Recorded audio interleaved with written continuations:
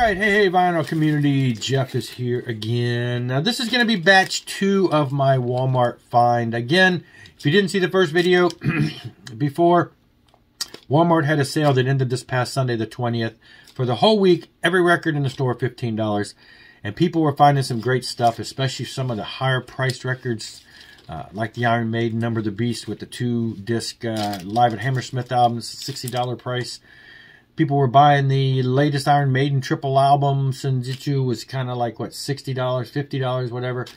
I was looking for some of the ones that I passed by that were in the $30+ range and found a bunch of good ones, which was the first video. You want to go back and watch that. The ones I didn't find were some of the ones like the Dio reissue recently of Holy Diver. I would have liked to have picked up some of the ones from last year, like the Motley Crue Greatest Hits, and some of those that have just been, you know, Kiss World, and some of those that were just there. But I did find a lot of great stuff.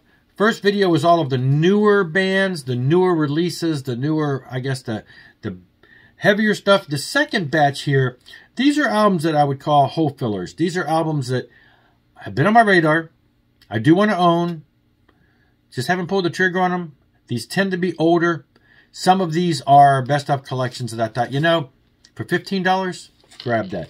These first couple, though, they just hit Walmart a couple months ago, and there was a batch of them. It was weird because it wasn't like they were, I think there was 5 in this series, and they weren't like 5 consecutive albums, so I don't know why they picked the ones they did, but I'm happy with the ones I got. Billy Joel, Piano Man, love this album. Have all of the stuff on CD, but was great to find this one.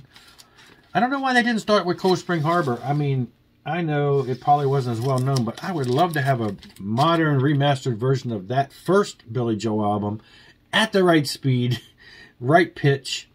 But anyway, I believe it was repressed at the right pitch, and at some point I want to buy one of those older releases. But Piano Man, absolutely phenomenal album. Probably in most people's minds his first album, just because it's got, you know, some of the more popular songs on it. But grab that. I also grabbed one of the only ones of the era that I loved that I was missing, and that's 52nd Street.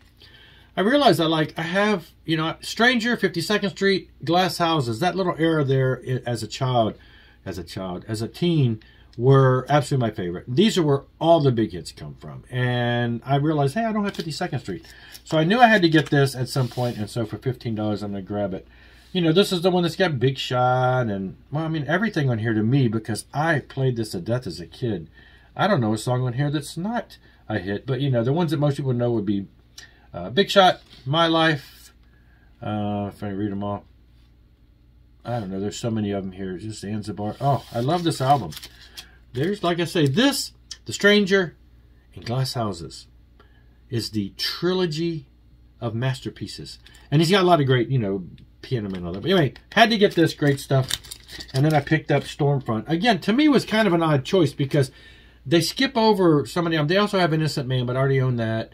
And Glass Houses, but I already own that. It was just weird, the ones that they chose. I still want some of the early year stuff that came after Piano Man, the Serenade and the Turnstiles and all that stuff. So I want to get those at some point on vinyl. I just love those albums too. But yeah, so this is great. My wife's looking at it and she's like, I don't even think I know any of these songs. I'm like, well, you probably do. It has, you know, We Didn't Start the Fire, which was probably the biggest hit. Leningrad was kind of a small hit. State of Grace. So there are some hits on here. She's like, do you want that one? Because it really doesn't have a lot of hits. I'm like, this was kind of the tail end. This and the album before that, which didn't have a lot of, in my opinion, didn't have a lot of hits. This is when he kind of started changing to where I didn't buy as much of the stuff that followed. So wanted to get that. Again, a hole filler. Queen's A Night at the Races. I'm like, I don't have any Queen vinyl except for, you know, a soundtrack from the movie. And I'm sorry, yeah, Night at the Opera. Anyway, this was the only one they had. You know, I'd pick up any of the Queen, but this is just one of the stragglers in one of the stores that they had. So I thought, I'm going to grab this. You know, it's got the hits on it that people know. There's a couple. This one probably didn't have as many. Death on Two Legs is kind of a... It depends on what crowd you hung into as far as what you might know from here. Anyway, these are classics. People know them. They don't know them, whatever. Wanted to grab that. Again, $15. The Beatles, you know, this was really... They had this in Abbey Road, which I already owned, but I didn't have a copy of Rubber Soul, so this is from the 2012 remaster releases. So I wanted to grab that. Again, doesn't need any explanation. You either know or don't know River Soul. This was cool. This has been on my wish list. It's only like $16 on Amazon already. I just have yet to pull the trigger. But here's a 48th anniversary, different color, exclusive, blah, biggest selling album, blah, blah, blah, Michael Jackson Thriller. I'm like, okay, for $15, pulling the trigger. You know, this was a staple in the day. Listen to this all the time. Love it. It's the biggest hit by, you know, it's got everything on it. You know it or you don't know it. Had to get Michael Jackson Thriller. This was more or less, my wife's like, you got to buy this for me. Chicago Greatest Hits. This is the classics from the 70s. So we're looking at it saying, now what songs are on here?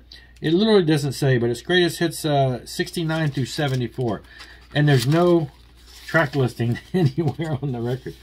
My wife's like, well, what do you mean? I'm like, trust me, this is going to be the greatest hits that you know that you're going to like. So she actually stopped and looked it up on her phone, and she goes, oh, okay. 25 or 6 to 4. Does anybody really know what time it is? Saturday in the Park. Color My World. I mean, it's got all the big ones on here. Big ones. Anyway, I said, yeah, we're going to get that. So my wife occasionally, when she's like wanting to clean the house, she'll put on a record at extreme volume so she can hear it all through the house. And so recently it's been the new Muse album, but she'll have albums like this that she likes that are in her favorite collection. And she's a big Chicago fan. I took her to see Chicago a couple years ago. Great time. Again, this is one of those things where, you know, I only own like one album by this band. And to get all of their hits on all their albums is probably not anything I'm ever going to do. So why not pick up the best of Bad Company and get it all in one fell swoop with 2 albums? I have the typical Bad Company album that everybody has, the first album, and I think that's about it. So yeah, $15 double record set, grab it. It's got everything on it you need. Can't get enough. Bad Company, moving on. Ready for Love. It's chock full of their greatest hits. Great stuff. Wanted to grab that. And this is what I keep seeing people show. They talk about how great it is. I admit, I grew up listening to some of their stuff in the 70s. Don't know a whole lot about them, but it's one of those things where it's like, I want to get that because that is going to be an era and a style of music that I only know this much about, that I know I've missed out on. I'm really sad that this band actually played locally here this past, about 2 months ago, and I totally did not know and totally missed out. But I picked up War's Greatest Hits. I've been hearing people talk about how great of an album is. Now, it's their Greatest Hits 2.0, which means that there must be a 1.0, right? So my question is, how many songs on here are their greatest hits? And I'm going to know. Spill My Wine, obviously. I heard that on the radio yesterday. Spill My Wine. Cisco Kid. Oh my gosh, I love that song. And Why Can't We Be Friends? 3 songs immediately I know. I'm just wondering, is there a 1.0? You know, Lowrider. There's so many songs on here that I already recognize. For 2 records that I already recognize as being great. It is 2 records set, yeah. That I already recognize as being great. I can only imagine the treasures on the deeper tracks that I don't know, that are greatest hits that I don't know because I only heard a few on the radio. Had to get this. Again, $15. I'm not turning it down. This has been on my radar for a while, but it retailed for like, I don't know, 30-something. I'm like, had a hard time pulling trigger on that. But I'm curious, you know, is this Greatest Hits 2.0 as in it's just a second release of their greatest hits, or is this the second, like Pearl Jam Volume 2? I don't know enough about that, but is there a Volume 1, and what are the hits on there that I don't know? But this looks like it's got just everything I'd want to have, at least initially, so I am looking forward to that. That's it, though. I mean, it's a lot. It's a lot. I did grab a lot. I had an extra gig. I sat in for a band this past weekend. I mentioned it last weekend, the 80s band. I learned a lot of the songs. Only made a couple mess-ups, but did an all-out like 80s metal show yesterday. So there's a little extra money that came in. I did some other side work, book cover stuff. So anyway, I'd made some money recently, so I thought, you know, and my wife actually said as I'm buying this, she's like, Merry Christmas.